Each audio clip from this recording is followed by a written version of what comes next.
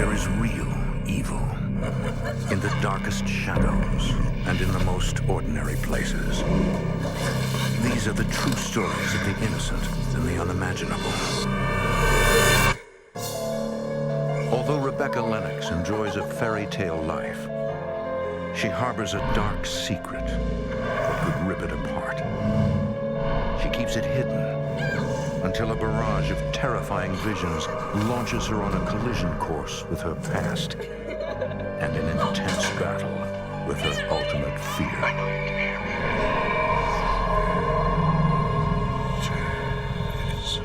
Between the world we see and the things we fear, there are doors.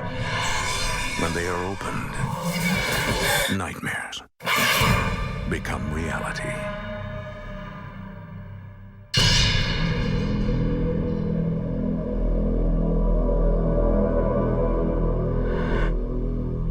Some believe there are restless, earthbound spirits who drift aimlessly, unaware that they are dead, all the while seeking comfort from the living. But when lost souls are ignored, they sometimes get angry and must break through the physical realm to make their presence known.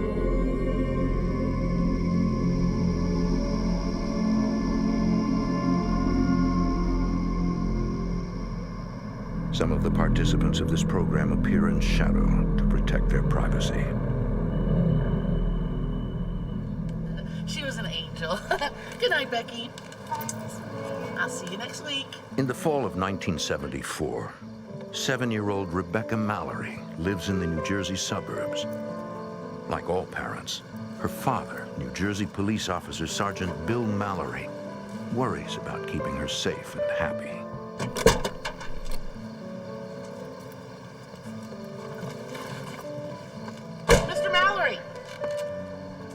Can't forget this little guy. Hi, Papa. How was your day? We played checkers and I won. Oh, good for you. As an only child, Rebecca is close with her family, including her Pop-Pop. My great-grandfather, who I knew as Pop-Pop, was very friendly, and I really liked having him around.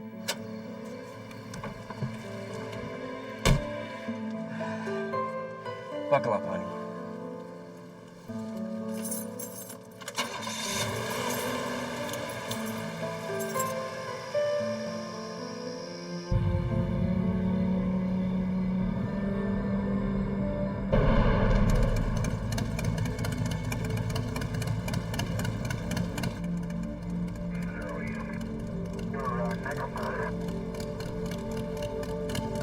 Rebecca, tell your father to wait.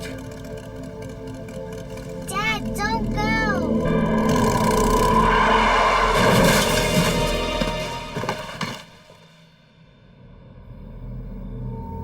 We saw the motorcycle was laid out on the ground. And the driver was a good few feet away from the bike.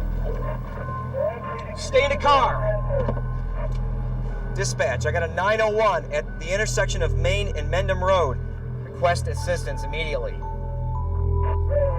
How did you know, Becky? Pop told me.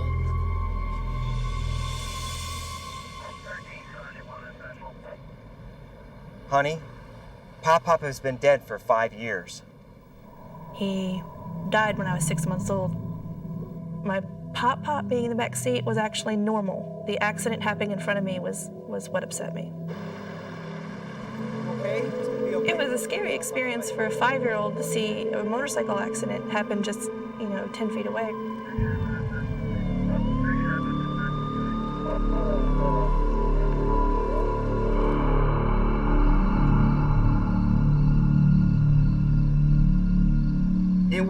It was bizarre. Keep your voice down. The strange incident troubles Rebecca's father. Jerry, the kid sees things. My mother insisted to my father, her exact words were pretty much, "I'm telling you the kid sees it, I'm telling you the kid sees things." Maybe she has a gift. Papa did. I mean, he knew when he was gonna die. And the week before he died, Pop made arrangements for it, announcing that he wouldn't be around after the weekend. I don't buy it. He died on a Saturday afternoon, just like he said he would. Don't start that. You know I don't believe in that stuff. It made me feel like a little liar.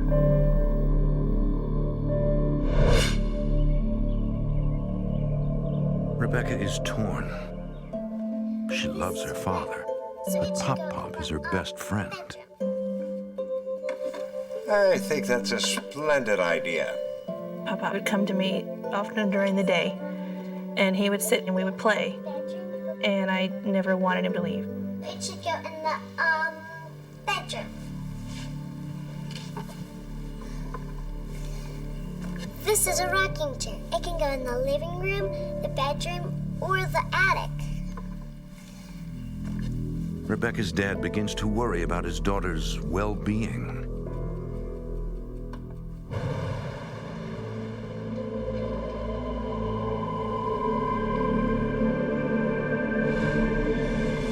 Over the next year, Rebecca grows into a well-adjusted young girl, but continues to see spirits that others cannot see.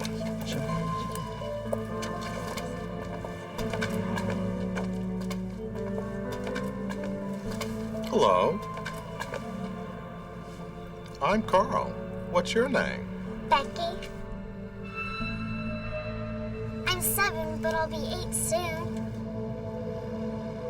Rebecca, stop it. There's nobody there. The steps are empty. But Daddy, there was a man sitting on the steps. It's hard to explain to somebody else that you can see a reality that they can't. There was a man with a blue jacket and his name was Rebecca's Carl. father cannot come to terms with his daughter's odd behavior. She is too old for imaginary friends. Pop and all these friends are in your head. But Daddy, I see them. Then just block it out. Just block it out. It was upsetting for a child to have your father yell at you for something that you can't help. Light turns green. There's no switch that I can turn off and on. And that was probably the day that I started realizing that I had to hide it. I promise, Daddy. I promise I'll stop.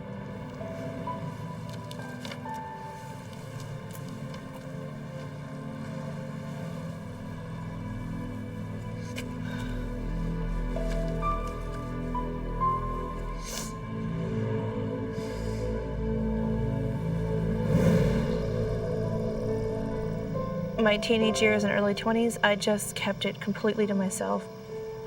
If I saw something that nobody else saw, I would just look away and carry on as if I didn't see it. Rebecca gets married in 1995, and years later, suffers through a bitter divorce.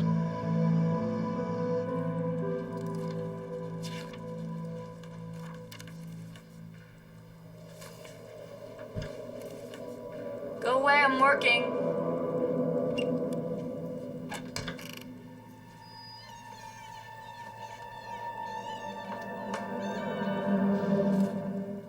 What's up? I'm scared. I want to sleep in Tim's bed. Oh, and what does Tim want? I want to sleep with you. Okay, get in. In 2002, Rebecca moves to southeastern Virginia with her 2 children, 7-year-old Tim and 5-year-old All Hannah. right. You guys settle down, okay? Or you're going back to your own bed. It was easy for me to ignore everything while I was a single mom following my divorce because I was working 50 hours a week and raising 2 babies. At this point in her life, she's become an expert at blocking out any unwanted visitors.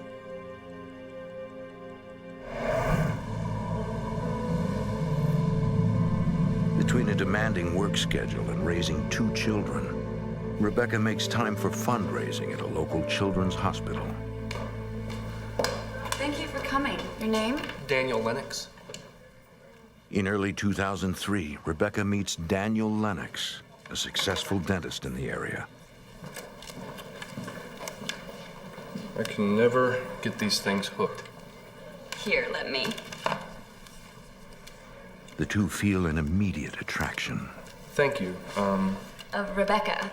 Thank you. I was engaged to be married when I met Rebecca, and we really hit it off, and I ended up breaking off the engagement, and we started dating. What?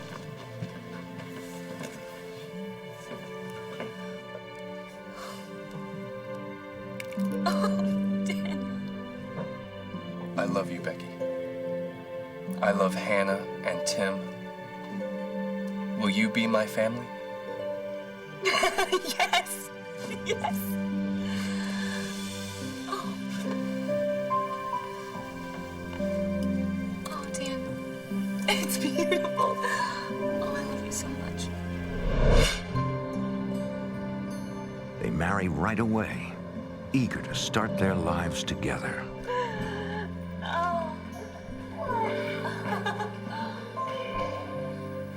After Daniel and I got married, we moved to a new house. We started talking about maybe having a baby. Everything was great. Life was good.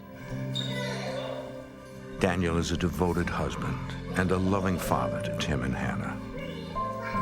We pretty much became your typical ideal family.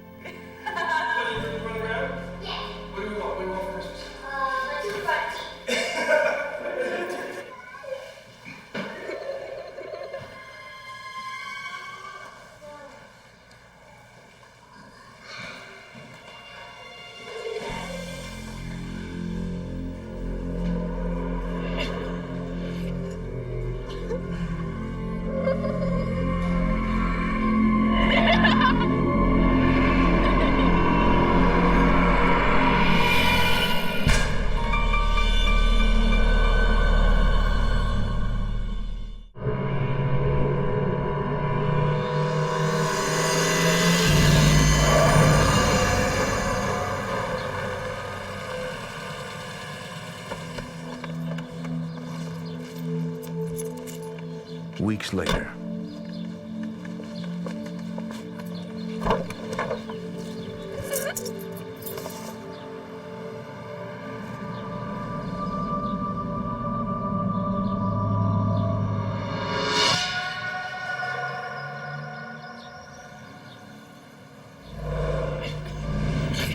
when I first saw him, the hair on the back of my neck stood up. You get that chill, and it's almost like you're too afraid to move. I didn't want to acknowledge that it was there. Block it out. Just block it out. Block it out.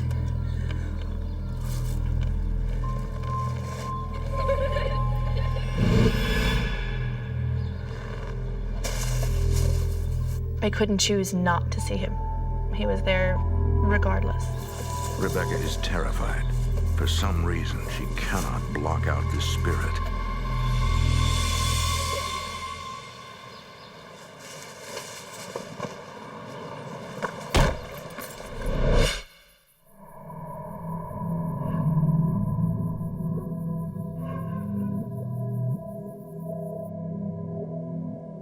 Rebecca worries that the recent sighting will open up a chapter in her life that she closed long ago. His presence was almost like a threat to the peaceful, happy little life that I had established.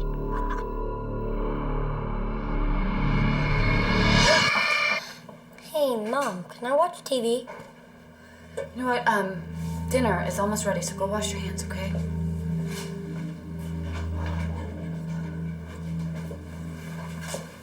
Hi, honey. Hey, go wash your hands, okay? Dinner's almost ready. I must have seen about 24 patients today. How was your day? As always, she keeps her secret to herself. Honey? I'm sorry. What?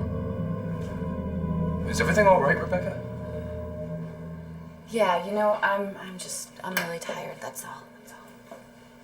Nothing. No big deal. I didn't tell Daniel. I was afraid that would open a whole can of worms I didn't want him to know about.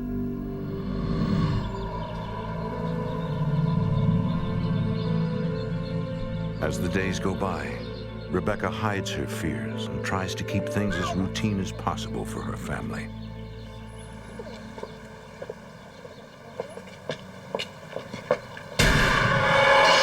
Hannah! Yes, Mama? Come on, baby, let's go ahead. Let's go have snacks inside today. Come on, sweetie.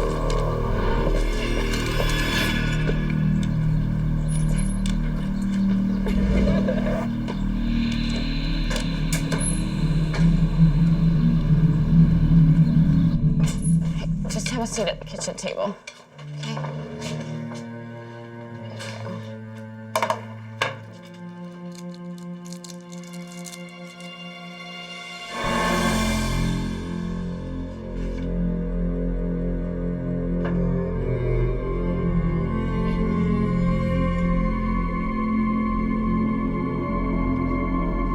Mommy! I'm sorry, honey. The day I saw the little boy's spirit in the hallway, I decided to accept it, but not share it with anybody else.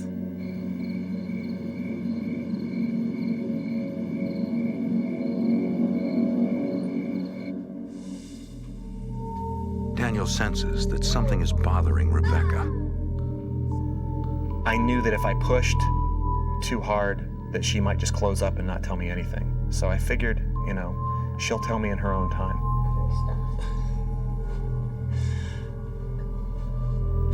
I was afraid that my husband would either not believe me and think that I was just crazy, or he would believe me, but would react in the same manner that my dad had 20 years ago.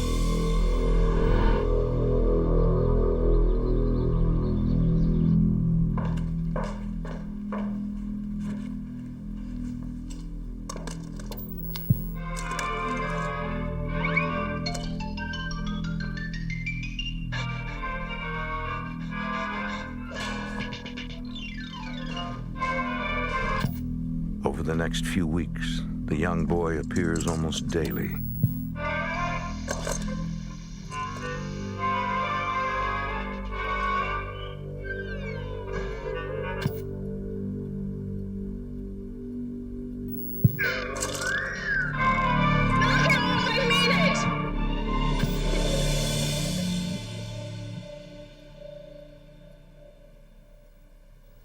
I got fed up and I yelled at him to stop. And then I felt terribly guilty for yelling at a child.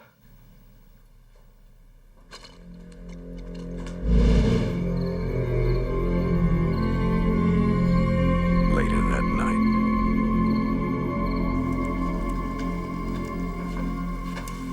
You going to bed? Yeah, I have an early morning tomorrow. Don't stay up too late, okay? I'm right behind you. Promise. Love you. Love you too.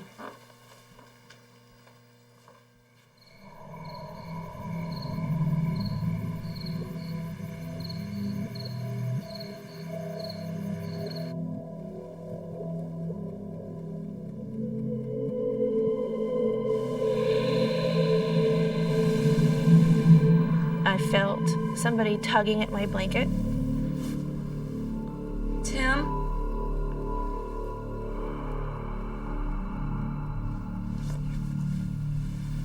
I sat up, thinking it had to be my son, but there was nobody in the room.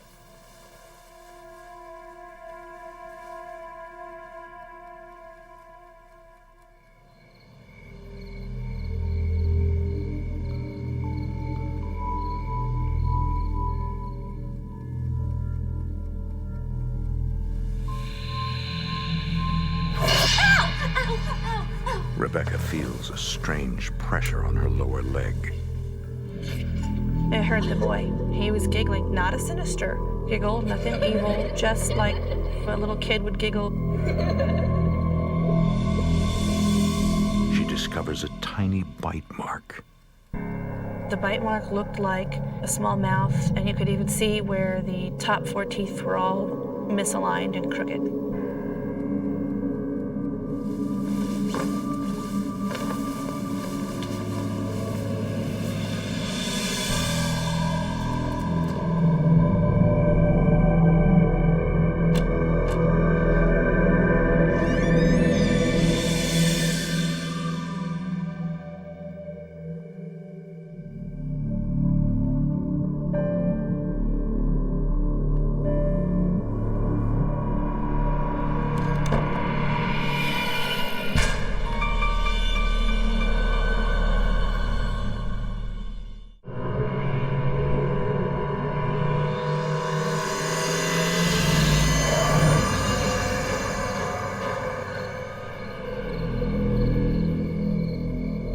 first time in her life, Rebecca is faced with an unimaginable revelation. Being actually physically bitten took it to a whole new level. My entire life, no matter what I saw, what I heard, no being had ever actually touched me. To know that they can touch you was terrifying. Couldn't sleep without me, huh? I was afraid of what my husband would think if I told him. Rebecca? What does this look like to you?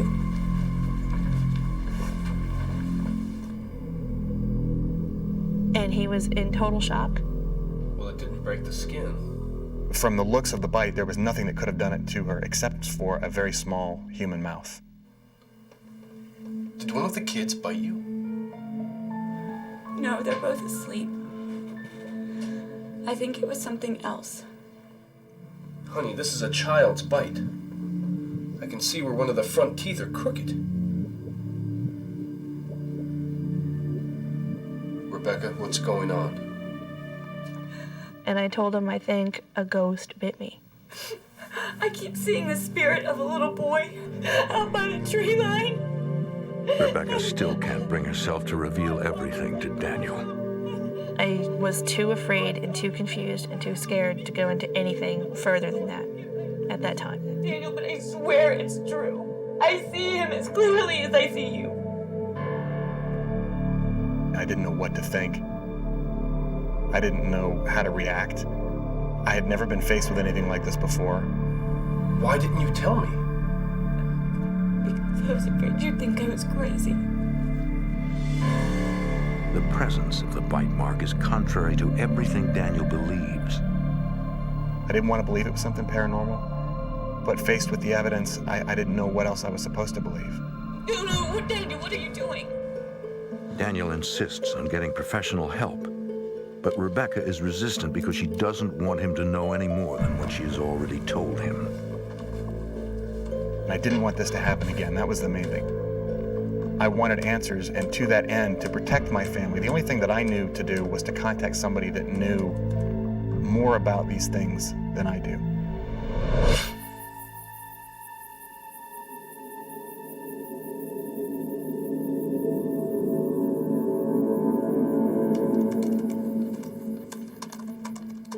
Daniel searches the internet for hours, studying hauntings and looking for paranormal investigators in southeastern Virginia. He finds a group with solid credentials, the Center for Paranormal Research and Investigation, a non-profit organization based near Richmond. Daniel contacts the group and sends them the digital pictures.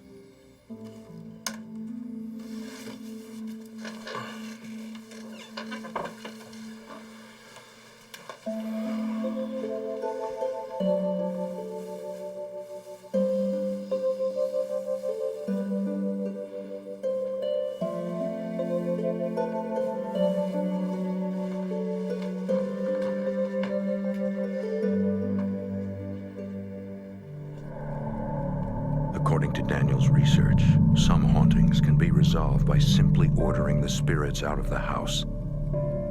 He is willing to try anything. I don't know who you are or what you want, but I want you out. Leave my family alone.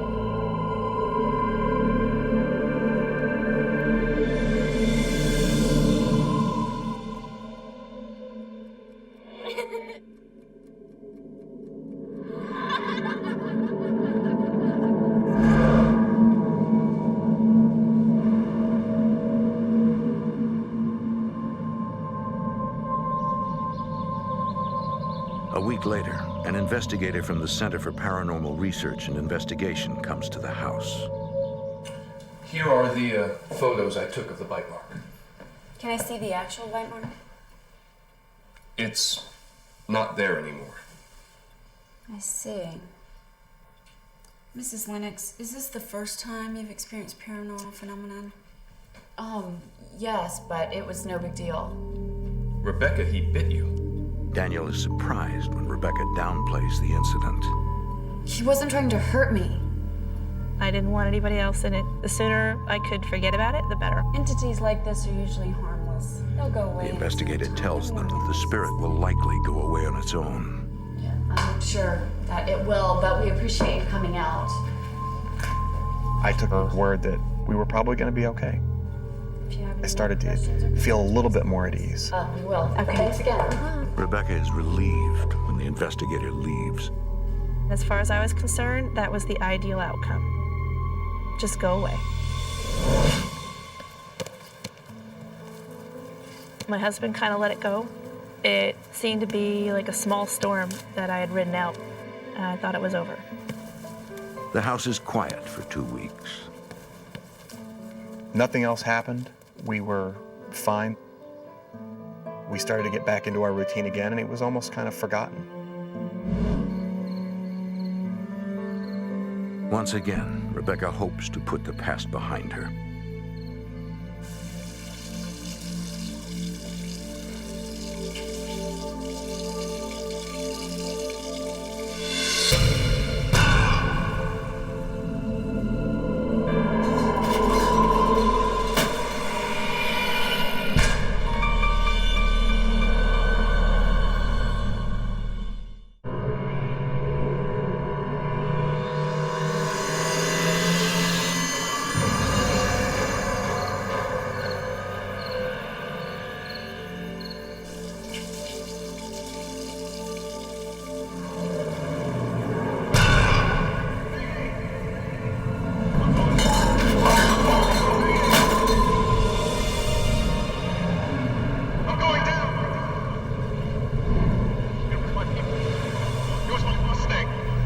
I started hearing the male voice, and it was almost as if he were in the kitchen.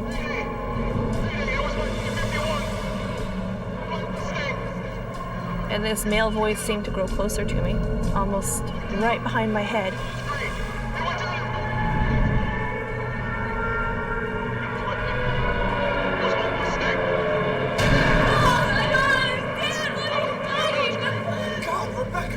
She's visibly very shaken.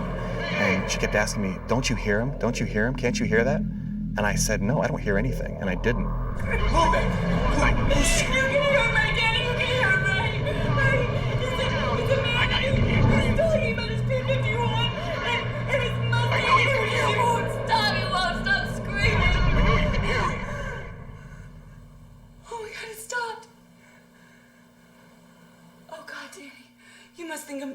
Oh my God, I'm so sorry, I'm so sorry. I could tell by the look on her face that she wished that I hadn't witnessed it.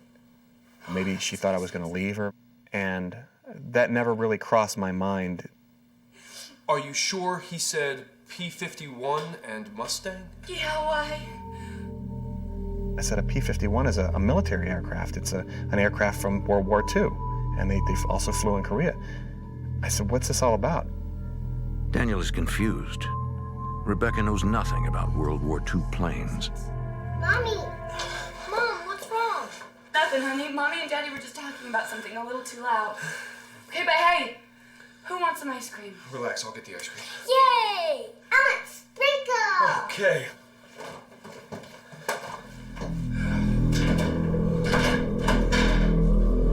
Vanilla, chocolate.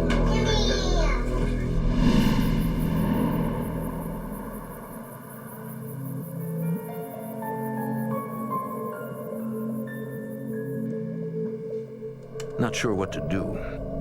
Daniel searches for any information he can find on P-51 aircraft and possible crashes in the area.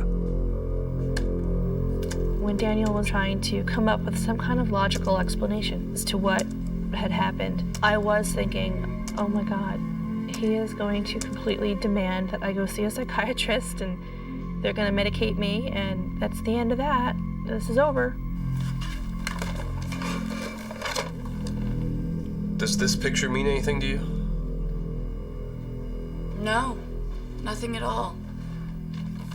Rebecca's relieved that Daniel believes her, but she refuses to dwell on the incident. She just wanted to kind of close the lid on it and not talk about it and not deal with it. I was upset and angry because I couldn't fix this problem and I couldn't help her. In the days that follow, Rebecca starts to withdraw from Daniel. Hey, Hannah, open it up wide so you can get the leaves in. Good. I was afraid that I had just begun a downward spiral.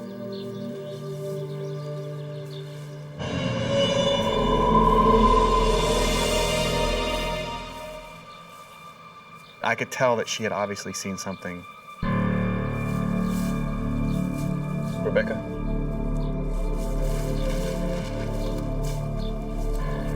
Did you see something? No. Are you sure? Daniel, I didn't see anything. I'm fine. I think we should call the investigators again. No. No. No. Look, we did it. Good job, guys. Come on, let's bag it up.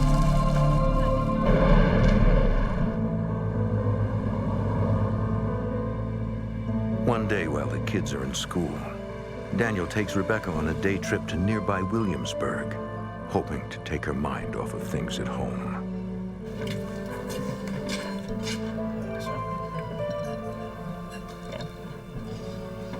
So have you guys decided, or do you need a few more minutes?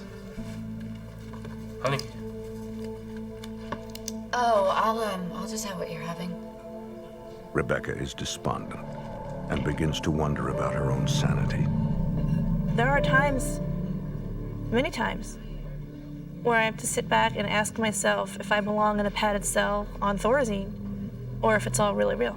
Once you start doubting your own sanity, everybody around you will. Both have the special, please. Rebecca, I don't know what to say, except that I'm here for you. I'm fine, Daniel.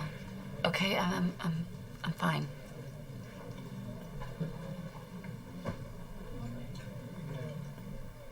People can only take so much. And if these unexplained things were happening to her constantly, it was going to take a toll on her. Later, on the way home,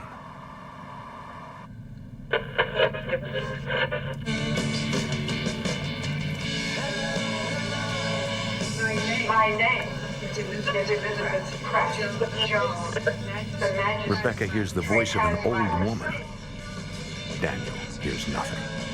Where is my china? On my receipts? Where are my receipts? You can't do this to Rebecca? me. I want my china. Are you hearing something? Here in the car? Just write it down, okay? Elizabeth Pratt Jones. Oh, write this down too. She said her property was taken from her and it was unfair and she was not to tolerate it. That the magistrate didn't listen, sold her slaves at auction, and she didn't see a penny of it. I was completely and utterly stunned. And I thought to myself, she hasn't told me everything. And it was at that point that I realized that she was really the focal point of all this.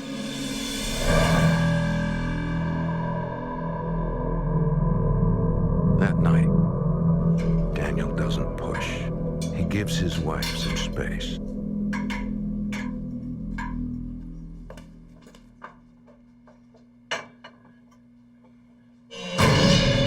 My name is Elizabeth Pratt Jones. Rebecca is stunned. The woman she heard in the car is now in her home.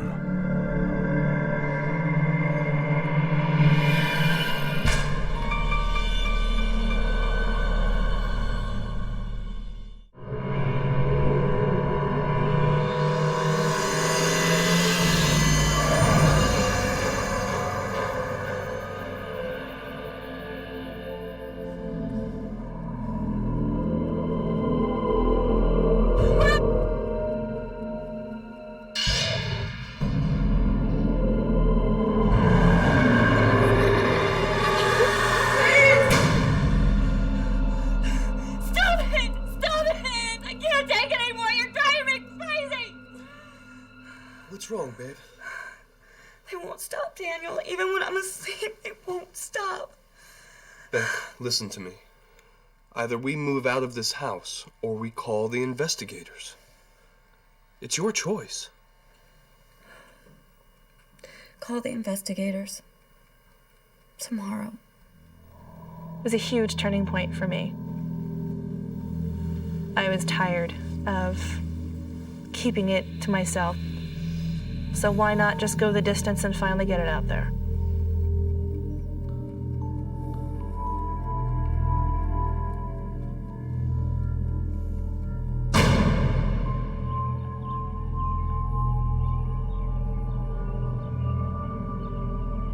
In the morning, Daniel calls back the Center for Paranormal Research and Investigation. Your group analyzed our house. He speaks with the new regional director, Tom Varanus. I just took over as director. Varanus is a scientist. He worked at NASA as an aeronautical researcher for 35 years. My work with NASA gave me a good solid background in studying scientific research. Lenox. What we are looking for is the possibility of proving paranormal activity does exist through instrumentation and through scientific research. Varanus agrees to meet with the couple and run a few tests on the property. Is Thursday convenient? The sooner the better. I'll be there around 7. Thanks.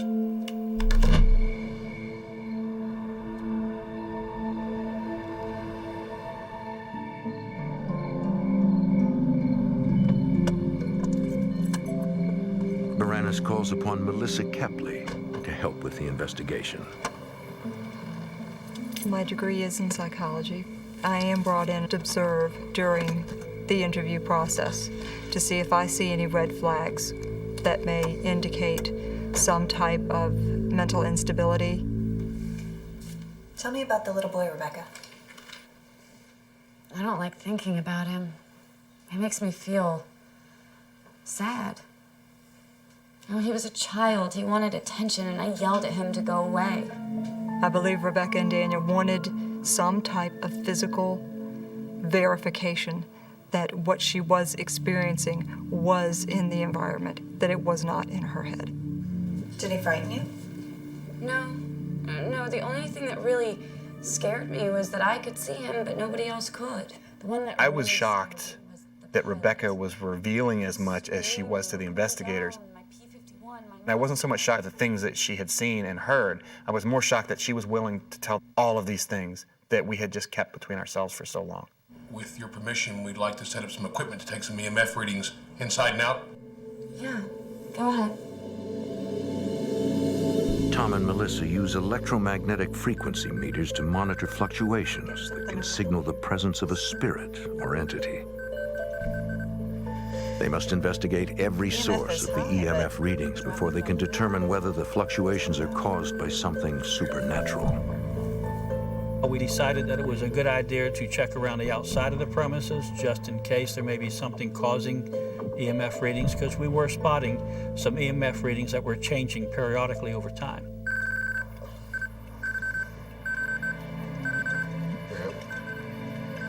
They quickly realize that the fluctuations are due to an air conditioning unit. Power cable's buried. Supplies the whole house.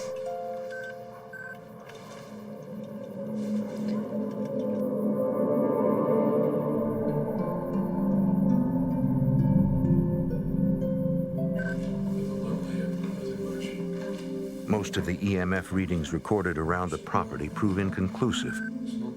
So Tom and Melissa try using a compass. EMF readings can be done with a compass. A compass will pick up a magnetic field and will cause it to move. Yeah, yours is done. When we put the compass and an EMF meter near Rebecca, we saw the compass spin and the EMF meter lit up. That is something we associate with an entity and not with a human being, especially with these particular meters. And that was a big surprise to us.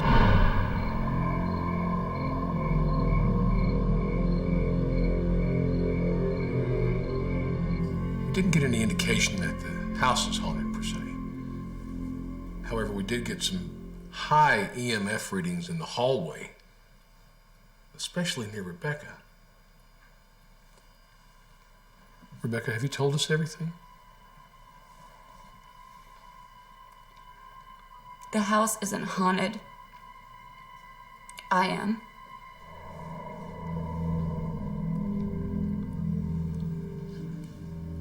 I've seen entities, spirits, whatever you want to call them, ever since I was a little girl.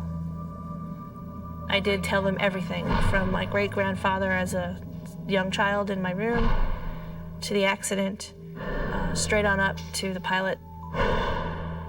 Ever since we moved in here, I haven't been able to ignore these things like I used to. And when I couldn't ignore the little boy, and then I couldn't ignore the pilot, and then Elizabeth, I panicked. I was finally able to say, there it all is. There's everything. And now I don't have to hide anymore. It was a huge relief. Do you think I'm crazy? We were convinced that we weren't dealing with someone who was mentally unstable and that we weren't dealing with a hoaxer. We were dealing with someone who legitimately had experienced something. Why haven't you told me any of this before? I'm sorry, Danny. I was just so afraid you'd think I was crazy.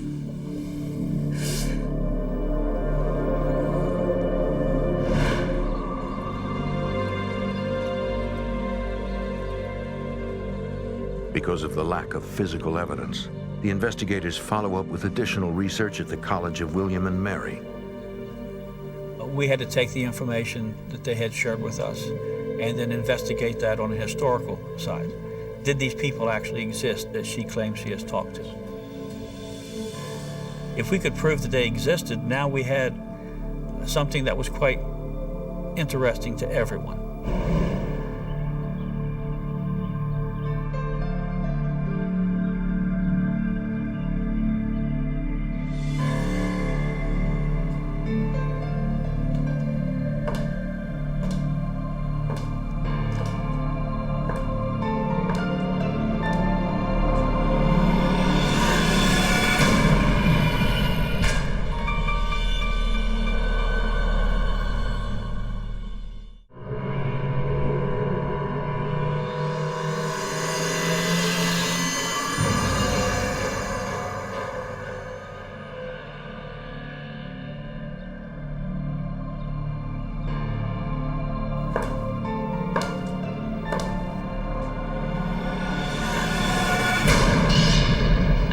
Worst feeling I've ever experienced in my life.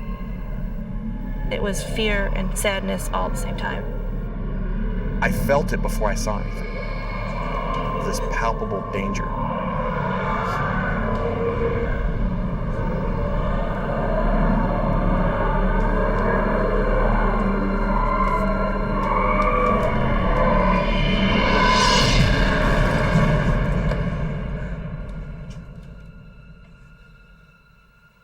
As it passed out the door, the feeling of dread went away.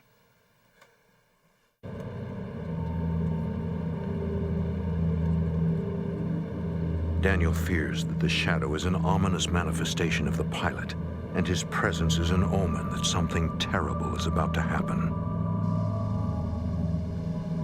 The Lenox family soon moves to a new home on the other side of town.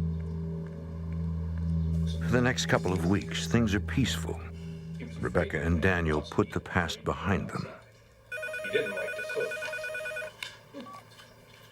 Hello? Oh, hi, Tom. Yeah, sure. Tonight will be fine. Okay, great. Thanks. Bye. They found something. What? The thing I wanted the most from the paranormal investigators was validation.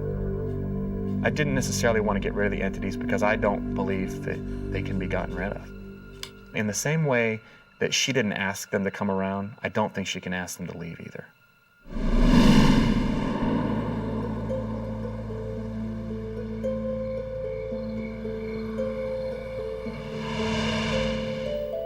That night, Rebecca and Daniel meet with the CPRI team. This article is from the Daily Press. It's dated March 16th, 1950. Two pilots ferrying P-51 Mustangs crashed 600 yards from the couple's former home.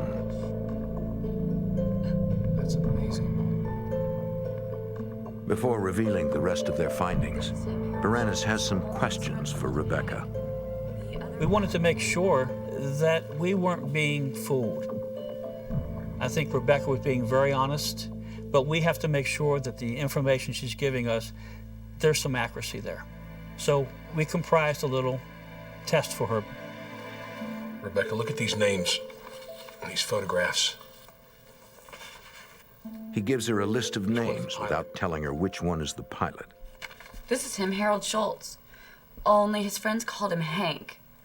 And the other pilot was William Wellerman. Rebecca easily picks out the names of the 2 pilots mentioned in the newspaper article.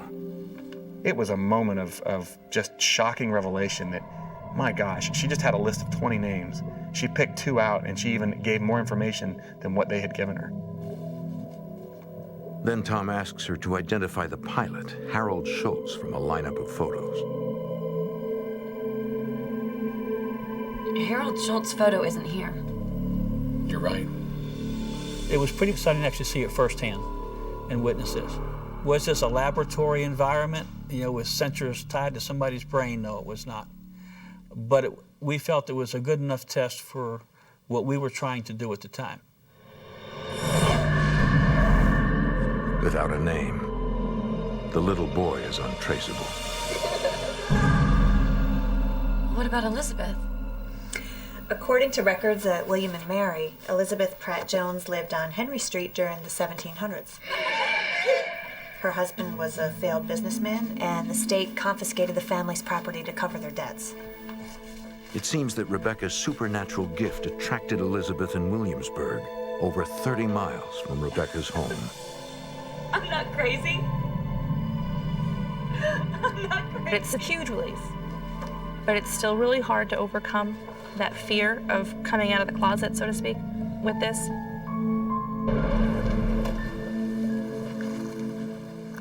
Since the move, Rebecca has not seen or heard the little boy or the pilot. She believes that their spirits are somehow connected to the old house, and they were drawn to her because of her 6th sense.